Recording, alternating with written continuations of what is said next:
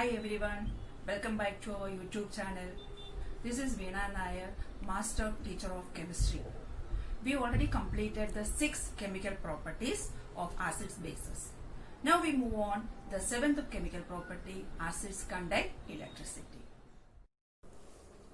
Now we are going to study the 8th property, acid conduct electricity, or what do all acids and all bases have in common. Let us perform the activity. First, we need 4 solutions: glucose, second, alcohol, third, sulfuric acid, fourth, hydrochloric acid. Next, we need 100 ml beaker. Insert 2-hole core in the beaker. Next, fix 2 iron nails in 2 holes. Fix 2 iron nails. Next one, connect these 2 iron nails with the terminals of 6-volt battery. Terminals of 6-volt battery. Through this terminal, we need a bulb and a key. And complete the circuit. Completed. Now what we have to do? Pour this glucose first. Here you have to pour the glucose and press the key. Observe any changes. This one, any changes here? There is no change. Repeat this activity with alcohol. Again, remove this glucose and add alcohol here. Press the key. Repeat it again. Any changes occurs here? No. Now remove this alcohol and this and sulfuric acid. We can see that bulb glows. And remove this sulfuric acid. Again, repeat this with hydrochloric acid. Here also we can see that the bulb start glows. Understood this all? So in the case of sulfuric acid and hydrochloric acid, the bulb will start glowing. That's the main cases here. So why this sulfuric acid and hydrochloric acid glows, and in the case of glucose and alcohol do not glow? Because here, look at that. In the case of sulfuric acid splits to form H plus and HSO4 minus. And in the case of hydrochloric acid, H plus and Cl minus, like this. And in the case of glucose formula C6H12O6. No, there is never split like H plus ions. And in the case of alcohol we 2 types of alcohol, methanol and ethanol normally we are using, but now we have to take it as ethanol C2H5OH, otherwise CH3OH ethanol. In both cases we can see that they never splits like this H plus ions. So wherever H plus ion is there, it conducts electricity. That is the main reason why the sulfuric acid and hydrochloric acid conduct electricity, because of this H plus ion. And this glucose and alcohol do not contain H plus ion.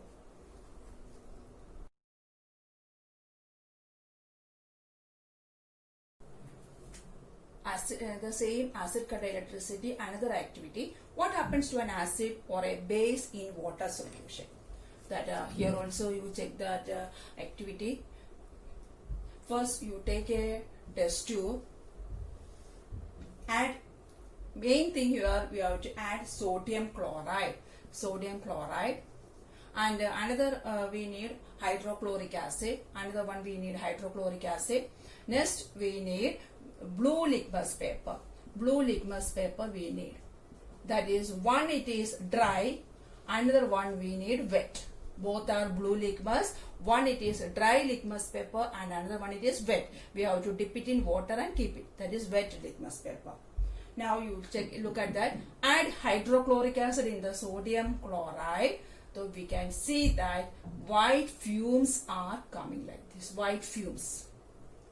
At the time, you have to bring this blue litmus paper dry. You bring like this, and while doing the activity you have to be care about that. This dry litmus paper never touch the side of the beaker. Only you focus on the center of the test tube. Look at that. Any changes occurs or not? after some we have to hold it like this 1 minute and remove it. There is no changes, and bring it a wet blue litmus paper here, same you hold it. So the wherever fumes are coming, we can see that this blue litmus paper is changing reddish color. So this wet blue litmus paper changes to red color. From this, what we can understand this. Here in the case, which fumes are coming? Hydrochloric acid fumes. These hydrochloric acid fumes, and in this wet litmus paper contains what? Water. Wet litmus paper contains water. This hydrochloric acid and water to form, look at that. Before that only we studied this hydrochloric acid splits to form H plus and Cl minus. So this hydrochloric acid contains H plus ion, and this H plus ion react with water to form H3O ion. So one more H comes in the H2, that forms H3O ion, and this Cl splits to form Cl minus ion. This H3O ion is known as hydronium ion. Hydronium ion. It is same as H plus ions only. Then this H plus ion, look at that. In the case of this H plus ion, react with water.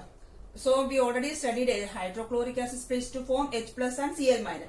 This H plus ion react with water. What happened? Hydronium ion. That hydronium ion formed here. Hydronium ion. Understood or not? This is the reaction. So why from this what we studied this one, this water splits to form H plus ion. So this H plus ion is acidic in nature. That's the reason blue litmus paper changes to red. Blue litmus changes to red. So it is acidic in nature. H plus ion is acidic in nature. That's the reason they contain electricity. In the acid contain electricity, we study the two activities. And what happens to a base? What happens to a base in water solution? We already studied in the case of bases. Bases conduct electricity in solution. Bases conduct electricity in solution. So take it as base NaOH. NaOH normally in the laboratory we can see in the solid form. You add water here. So that time it can, otherwise you can write NaOH aqueous. If you add water in the solid state, it will convert it to aqueous. Both are same only. So what happened? It splits to form Na plus and OH minus aqueous. Na plus aqueous and OH minus aqueous. So OH minus in aqueous state, so it conducts electricity. Let us perform another, write down another one, KOH. KOH aqueous, potassium hydroxide. They form K plus and OH minus aqueous form. Here also aqueous. That's the reason their bases also conduct electricity in solution, aqueous solution. Another one, magnesium hydroxide. Magnesium hydroxide, MgOH twice. Why? Because magnesium ionic state is +2 and hydroxide -1. If we cross multiply, MgOH twice. So here it forms what type of ionic state? Mg +2 ion, because +2 ionic state is there. Mg +2 ions in the aqueous form and OH minus ion in aqueous. That is the reason they conduct electricity.